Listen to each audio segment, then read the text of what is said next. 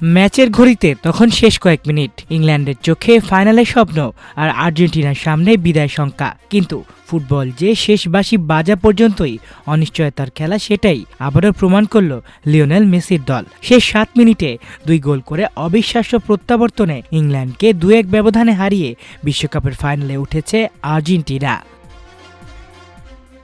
শেষ বাঁশি বাজার আগ পর্যন্ত যার ফল অনুমান করা কঠিন ছিল, সেই রুদ্ধশ্বাস সেমিফাইনালে অবিশ্বাস্য প্রত্যাবর্তনের গল্প লিখেছে আর্জেন্টিনা। ম্যাচের বেশিরভাগ সময় পিছিয়ে থেকেও শেষ 7 মিনিটে 2 গোল করে ইংল্যান্ডকে 2-1 ব্যবধানে হারিয়ে টানা দ্বিতীয়বারের মতো বিশ্বকাপের ফাইনালে জায়গা নিশ্চিত করেছে বর্তমান বিশ্ব চ্যাম্পিয়নরা। ম্যাচের নায়ক হয়ে ওঠেন এনজো ফার্নান্দেস ও বদলি হিসেবে নামা লাউতারো মার্টিনেজ। আর পুরো ম্যাচ জুড়ে আর্জেন্টিনার আক্রমণের প্রাণ ছিলেন অধিনায়ক লিওনেল মেসি। প্রথমার্ধে এগিয়ে থাকা ইংল্যান্ড দ্বিতীয়ার্ধেও নিজেদের রক্ষণ শক্ত করে ধরে রাখে।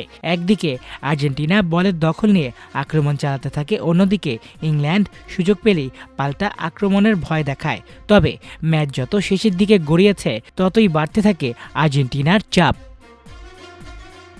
গোলের খোঁজে 64 মিনিটে প্রথম পরিবর্তন আনেন কোচ লিওনেল স্কালোনি। লিয়ান্দ্রো পারেদেসের জায়গায় মাঠে নামেন নিকোলাস গঞ্জালেস। মাঠে নেমেই আক্রমণের নতুন গতি যোগ করেন তিনি। পরের মিনিটেই ডান প্রান্ত থেকে ভেসে আসা বলে তার হেড ইংল্যান্ডের রক্ষণ সামলে নেয়।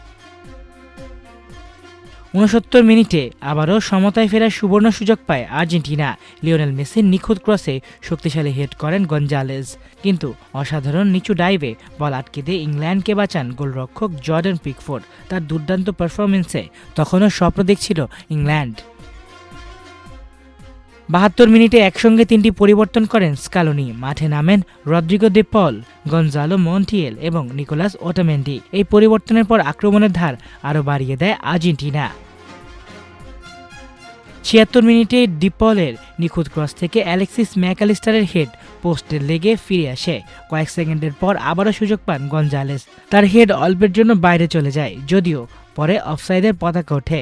একের পর এক আক্রমণে তখন ইংল্যান্ডের রক্ষণভাগ পুরোপুরি চাপে। তবে জর্ডান পিকফোর্ড যেন একাই লড়ছিলেন। 84 মিনিটে এনজো ফার্নান্দেজের দূরপাল্লা শক্তিশালী শট কর্নারের বিনিময়ে রুখে দেন তিনি, কিন্তু সেই কর্নার থেকেই বদলে যায় ম্যাচের ভাগ্য।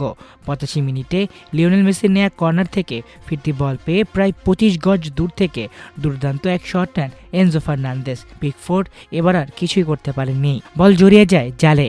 1-1 সমতায় ফেরে আর্জেন্টিনা, আর নতুন করে প্রাণ ফিরে পায় আলবিসেলেস্তারা। সময়তে ফিরেই থেমে থাকেনি মেসিরা। জয় ছিনিয়ে আনতেই যেন মরিয়া হয়ে ওঠে পুরো দল। যোগ করার সময়ও অব্যাহত থাকে আক্রমণের পর আক্রমণ। ইংল্যান্ড তখন মূলত নিজেদের রক্ষণ সামলাতেই ব্যস্ত। অবশেষে 92 মিনিটে আসে সেই মহান যখন দ্রুত গতির এক আক্রমণে ইংল্যান্ডের রক্ষণ ভেঙে বল পৌঁছে যায় লাউতারো মার্টিনেজের কাছে। অসাধারণ ঠান্ডা মাথায় নিখুঁত ফিনিশিংয়ে তিনি বল পাঠিয়ে দেন জালে। মুহূর্তেই স্তব্ধ হয়ে যায় ইংল্যান্ডের সমর্থকরা, আর উল্লাসে ফেটে পড়ে আর্জেন্টিনা শিবির। আলিফ চৌধুরী, আমার দেশ।